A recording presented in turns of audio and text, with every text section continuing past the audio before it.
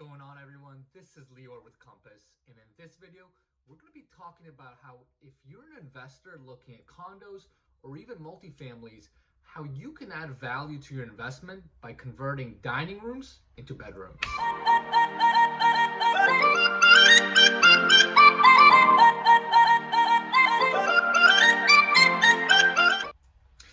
What's going on, everyone? This is Lior. I'm with Compass, and in this video we're going to be talking about how you can add value to your investment, to your rental investment, by converting dining rooms or even office spaces into bedrooms.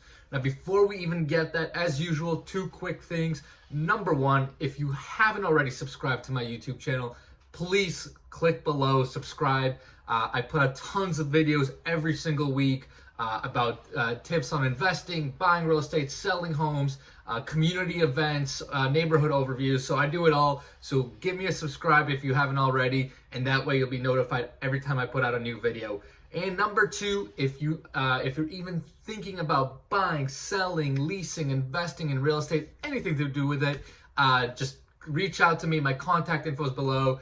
Taylor and I work 24/7 for you guys. So whatever you're thinking of doing or even considering, give me a shout and I can help you point in the right direction. So let's get into today's content, which is if you've been thinking about potentially buying a rental property, right? Whether it's a condo or even a multifamily, right? You're probably looking to add some sort of value to the property, right?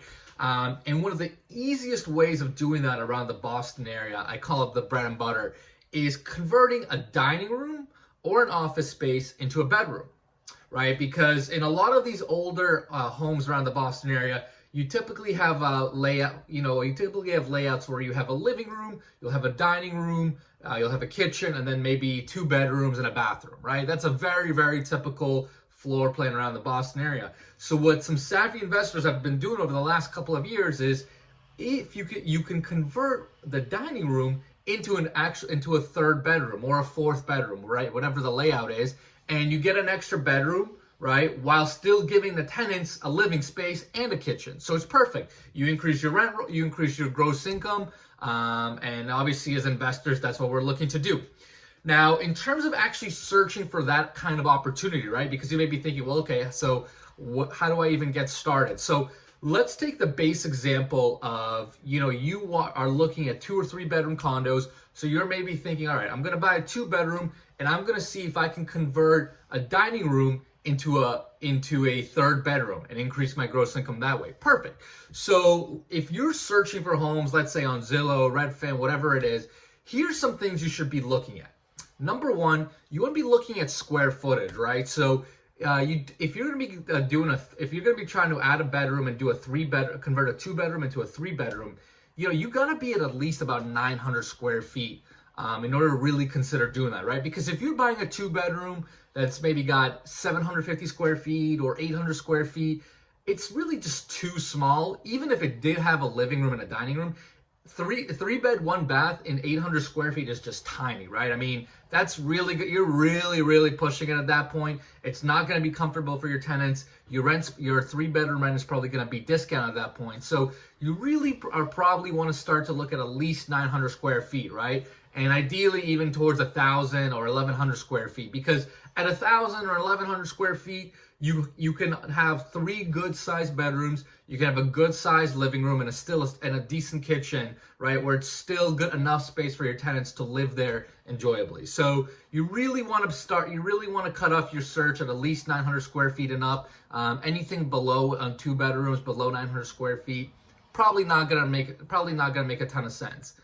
So that's square footage. Now, then the other thing you want to look for, number 2, is you want to look for keywords like dining room and office space, right? Because again, the easiest conversion is when you have a living room and a dining room, and you can wall off the dining room, convert it into a bedroom, and boom, you have that extra bedroom while still the living space.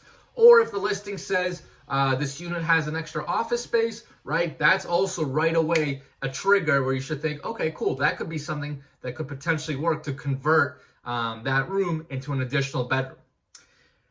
So that's number 2. And then number 3, what you want to look at is room count, total room count. So if you think about a typical 2-bedroom, right? Let's say it's a 2-bedroom without an extra dining room, right? it's going to have 4 total rooms, right? You're going to have your living room, you're going to have a kitchen, and then you're going to have 2 bedrooms. So 4 total rooms. So I call it a 4-2-1, right? Four total rooms, 2 beds, 1 bath. Very typical layout. If you're going to be looking to do this conversion, you're going to want to look at 5-2-1. So 5 would be your living room, your dining room, your kitchen, and then 2 bedrooms, right? And that's when you can convert that extra room you have into a 3rd bedroom. So you're actually going to end up with a 5-3-1, right? If that makes sense. So you want to, if possible, you also want to look at total room count. Now, one of the key things that we got to talk about from this dining room to bedroom conversion is the layout needs to be right.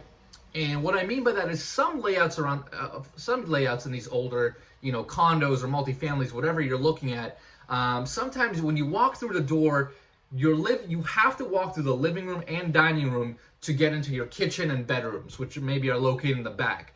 And in those scenarios, you legally cannot convert that dining room into an additional bedroom, right? Because you can't convert something to a bedroom, but have to have the tenants walk through that bedroom to get to the rest of the house, if that makes sense. So, you can't have a bedroom as essentially as an entryway to the rest of the unit. So it's got to be an optimal layout where your dining room is essentially set off to the side, where it can be walled off separately, but your tenants can still have access from the front door. They can go into a hallway. They can still access the living room, the kitchen, and the other bedrooms without having to walk into this, without having to walk through this extra bedroom that you're going to create from the dining room or the office space.